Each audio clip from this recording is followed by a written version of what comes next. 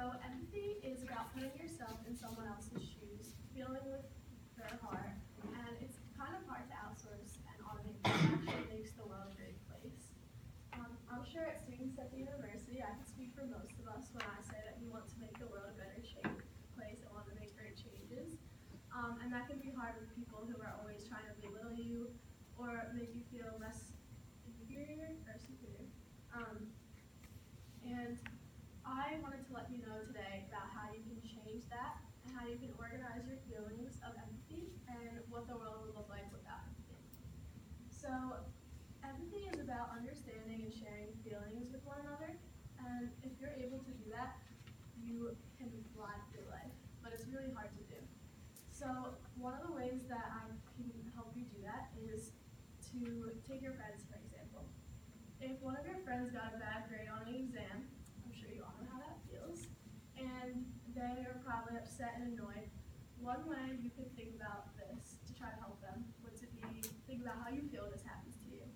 What kind of things do you feel inside, and what kind of things helps make you feel better? If you know that you're usually annoyed, and when you feel annoyed, going on walks makes you feel better, or baking, you can go try to help your roommate or your friend when that happens to them.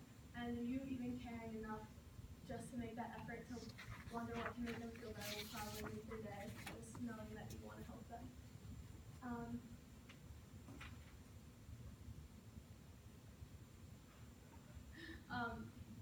So there are different kinds of empathy, and you can have sad empathy, which is when you are feeling sorry for someone when something bad has happened in their lives. This is something usually when it relates to a bad thing. So there's also different kinds of empathy, which can be happy when you're excited for something that happens to you. For example, like your sister winning the lottery. You could be really excited for her because finally something great is happening in her life. She's rewarded for all the things that maybe have not gone so well in the past. And it's a really nice way to show people that you care for them, to be happy for them. People want people to be happy for them, not to make you feel like you're less worth it. And if you are happy, your sister will probably give you a little bit of that lottery money. Sort of in between empathy is when you feel like you might not want to give this person any empathy because they don't deserve it, but they really do. And something that I thought of was the Lizzie McGuire movie when I was younger. I used to watch this, and I thought about this example where they went on a school trip to Rome, and Lizzie fell in love with a boy. So she started skipping all of her class trips to go meet with him and to go do her little fling. And when her arch enemy, Kate Sanders, found out they're always trying to be better than each other, prettier, everything, when she finds out, Lizzie immediately thinks that she's going to go tell Miss Ryan and get her kicked out of Italy and maybe go home. But like a good person that Kate is, she is very empathetic of Lizzie and understands that she is finding love in a place that this is a one-time opportunity, and she actually was happy for Lizzie. And that was such a plot twist in the story because they're always trying to hurt each other, which I thought was really cool. And then another way that you can be that's good about empathy is it actually helps you connect to your own feelings and emotions. So that can be really hard for some people to connect with your own feelings because a lot of people feel like it's too emotional, they don't want to dig that deep. But for anyone who's in a little bit of an emotionally uncomfortable situation right now, I would really suggest to try to give yourself a little bit of self-empathy. This is really listening to yourself and your feelings and connecting to what is alive in you and what makes you feel sad and what makes you feel happy. And that gives you a guide in life. You can know what kind of situations to try to avoid because you know that they might make you feel a certain way, or what kind of situations to put yourself in because they might make you feel a certain way. And this a lot of times gets confused with self-pity, which is completely wrong. Self-pity is when you are upset over your own troubles. Self-empathy is when you are able to understand and listen. When life throws you something, you can throw it back. And sometimes a lot of people find it really hard to do this because life just happens. But if you're able to keep working past that and know your own emotions, you can really know how to deal with anyone's emotions. So something that I wanted to tell you guys about is that it is okay to disagree with someone and be empathetic at the same time. So I'm sure a lot of you can relate to me when I say that I've had some differences with my mother in the past election. She was a very big supporter of Donald Trump, and I was not.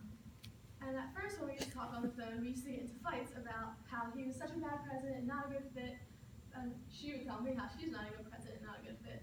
And after a while of hanging up the phone, annoyed with my mom, I realized that I need to be understanding of the fact that what she wants as a 45-year-old, she wants Donald Trump to be president. He has good things for her, not for me. I think Hillary Clinton would be a better president, but I have to be understanding of the fact that she feels that way, and she's understanding of the fact that I feel that way, and it just makes a lot more positivity in the conversation than leaving you feeling like I didn't get my position heard, or she doesn't know or respect what I feel. And you kind of opens you up and made me do a little bit more research about him too, to maybe think that he isn't all that much of a terrible person. And understanding is really an awesome thing, and it's one of the things that humans most strive for in life is to understand people. I feel that way. And connections are key to empathy, and also with understanding, because without them, you wouldn't even have any understanding of people at all. Empathy also has the ability to help people heal.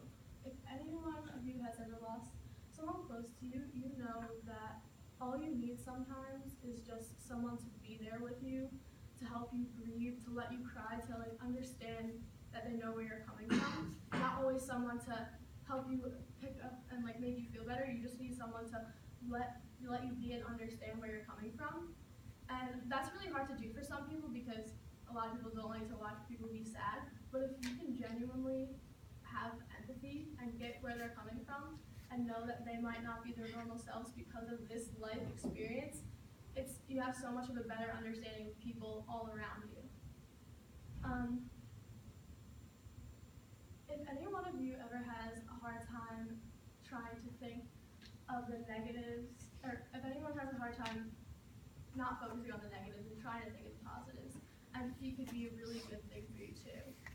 So for example, say you and your friends are going into the city, you planned this for a month, you're gonna go shopping, and a few days before this happens, they give you a call and say that they aren't gonna be able to make it anymore. You could think about it one way and be like, why did they do this? Don't they ever think about anyone else? I wanna go shopping, I wanna do this.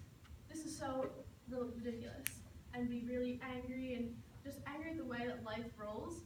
Or you can think, that's such a shame, I was really looking forward to that, but life happens and I know that they have to figure out things that are way more important than meeting with your friends and shopping in the city. And just having that sort of understanding just radiates positivity because you're understanding your life experiences. And with that, it makes you a completely more personal person. And people gravitate to people who radiate positivity. They're well-rounded and they understand that life can throw curveballs at you and you just gotta keep getting back up. And I think that's one of the most important things is being positive because so many people have a hard time with that, but it really helps put a really different outlook on anything. If you ever get in a disagreement with someone, really try to look on the positive side because there's always something positive to come out of a negative situation. So I told you a little bit about what the world looks like with empathy and how to do it. Now I want to tell you about what it would look like without empathy. So one of the things that hit home for me was thinking about financial aid and loans, which seems so annoying to us right now for college students. All that filling in stuff and money is so crazy, but it's actually a really great way that the government, the banks, and the universities show their empathy to us because they understand that furthering your education can be very, very costly and that a lot of people aren't able to make that kind of money to put themselves in college, especially at this young age. So they allow you to fill in certain things where you may be lacking so that they can help you gain that in order to go further in life. And that was really a big eye-opener for me because I always pushed them away and was like, this is so annoying, but it's actually here solely to help you. Another thing that I was thinking about when the world would be different is jobs. There would be a lack of jobs and they would be completely different because A lot of the main things in people's jobs are empathy. Any jobs too, like doctors, nurses, even waitresses. So if a waitress isn't empathetic or understanding or caring on the table, she might miss an allergy, and that could be potentially life-threatening just because she was a little busy and just didn't feel like caring that day. Doctors and nurses actually, when you go to medical school, they have a whole semester class now about empathy, because without that, if you are getting harsh news in a medical facility, you'll be so deterred from seeking treatment or seeking any kind of help because they were not nice to you at all when receiving this information that could be potentially life-threatening. And it just really makes a difference when people are nice and caring and understanding than when they're trying to make you feel like you don't matter. And the third thing that I thought would be different is chivalry, which, although it's fading out tremendously, it would be completely gone if empathy was not here. Holding the doors open for people, offering to give your seat up on the bus, offering to carry heavy things for people, all of that would be gone. And I know it seems like little gestures right now, but when you're in need and when this kind of stuff happens to you, it's really, you have like such faith in humanity because you know that people are out there and want you to do better and want you to excel, not want to push you down. And it's so great to see people excel. So now that I have told you guys about empathy, I hope that you will want to take it into the world with you and practice it by yourself. I just want to leave you with a few tips on doing this. And my first tip to you guys is to really listen to people when they're talking to you. Listen to everything that they're saying. Really listen, and not even to what they're saying, but also look at what they're doing. Nonverbals can really tell you a lot about a person, and you will pick up on so many more things that you would have if you were only half paying attention or texting on your phone. You'll really learn a lot about people from doing this. My second tip is to people watch. Although that sounds really weird, it's also fun, and it teaches you a lot about how people will react in life to different situations. If you go up to a mall and you can see a whole bunch of families reacting different ways to everyday things, and it gives you a really good idea about how the world even works. And my third tip is that if you're ever disagreeing with someone, I want you to take a step away and have a little debate in your head and take the other person's side, weigh in all the factors and everything that's going on around you.